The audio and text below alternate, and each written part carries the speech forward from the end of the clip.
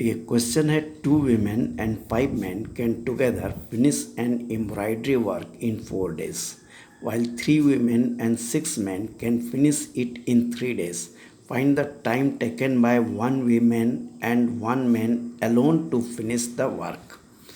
तो क्वेश्चन में दिया हुआ है कि 2 women और 5 men एक वर्क को 5 days में करते हैं, वहीं 3 women और 6 men मिल करके एक वर्क को 3 days में करते हैं। तो आपको निकालना है कि एक women अकेले अलोन एंड 1 man अलोन कितने दिन में उस वर्क को करेंगे। इसको निकालने के लिए हम लोग सबसे पहले एक women का वर्क निकाल लेते हैं कि वो कितने दिन में कर लेती है। तो let in x days 1 woman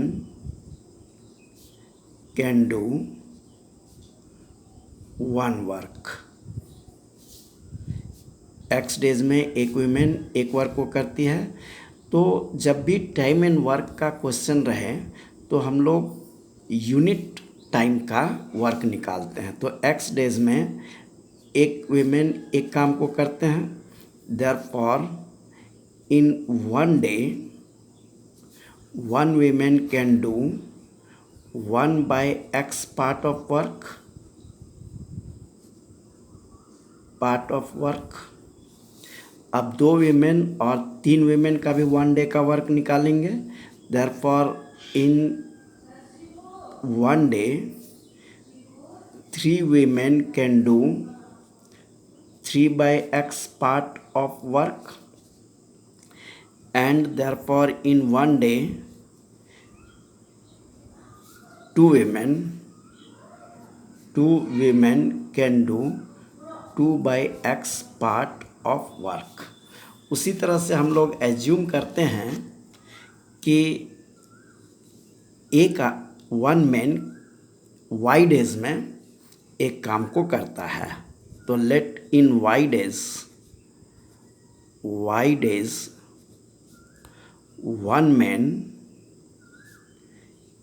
can do 1 work. therefore in 1 day 1 man can do 1/y part of work। अब हम लोग 5 men और 6 men का 1 day का वर्क निकालते हैं। तो let in 1 day 5 men can do 5/y part of work।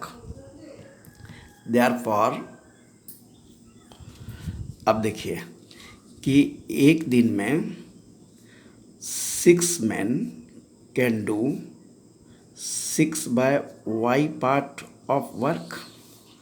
अब हम लोग क्वेश्चन में आ जाते हैं कि 2 women and 5 men can together finish an embroidery work in 4 days। तो 4 days में 2 women और 5 men करते हैं। तो 2 women और 5 men का मिल करके 1 day का वर्क निकालेंगे। तो ये हो जाएगा 2 women's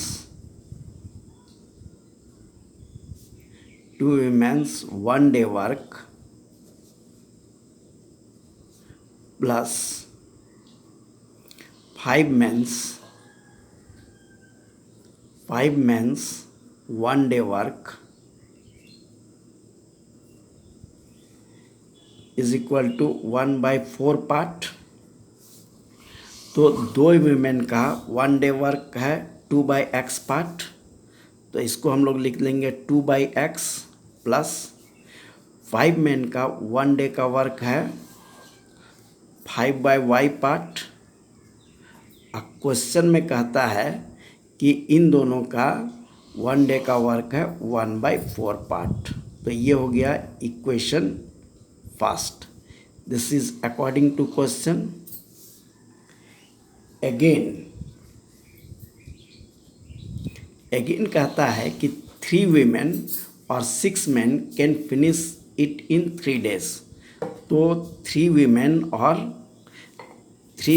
और 6 men का 1 day का वर्क निकालेंगे। तो 3 women's 1 day work plus 6 men's 1 day work, this is equal to 1/3।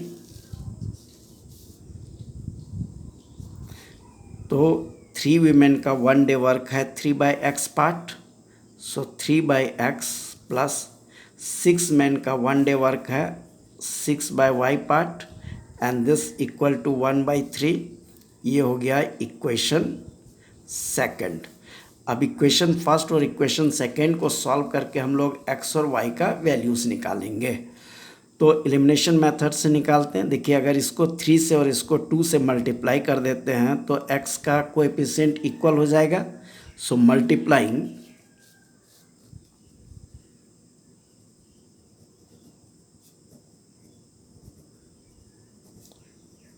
Equation first by 3 and second by 2 and subtracting, और दोनों को सब्ट्रैक्ट करेंगे। तो देखिए, इसको 3 से और इसको 2 से मल्टीप्लाई कर से 3 से मल्टीप्लाई करेंगे तो ये 3/x हो जाएगा, प्लस 3 से इसको मल्टीप्लाई करेंगे तो ये 15/y हो जाएगा, एंड 3 से 1/4 को मल्टीप्लाई करेंगे तो ये 3/4 हो गया। अब इसको 2 से मल्टीप्लाई करते हैं तो ये हो गया 6।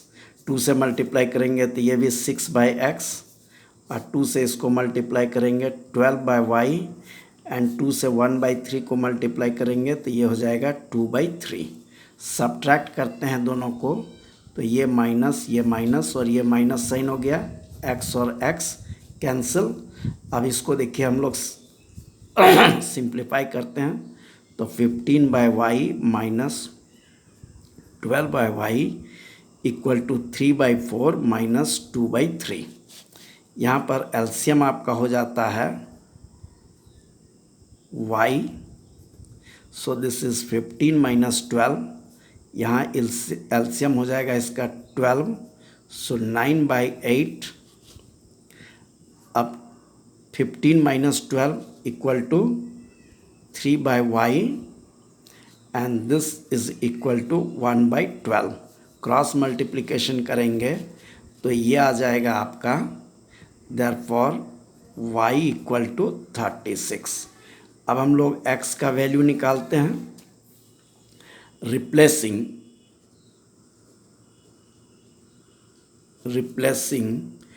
y equal to 36 in equation 2, और फर्स्ट किसी में भी रख सकते हैं। चलिए हम लोग 2 में रखते हैं तो ये हो गया 3/x plus 6/y equal to 1/3।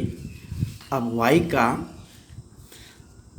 ये वैल्यू यहाँ रखेंगे हम लोग, सो 3/x प्लस 6/36 इक्वल टू 1/3। ये कैंसिल हो गया, 1/6 इधर ले जाके माइनस कर देंगे, सो 3/x इक्वल टू 1/3 माइनस 1/6, और 3/x इक्वल टू यहाँ एलसीएम हो जाएगा 6, so 2 minus 1, again 3/x equal to 1/6। Cross multiplication से हम लोग यहाँ पर x का वैल्यू निकाल लेंगे, therefore x is equal to 18। अब देखिए आंसर हो गया y equal to 36 and x is equal to 18। Means 1 man can do the work in 36 days and 1 woman can do the work in 18 days। ये आपका answer हो जाएगा।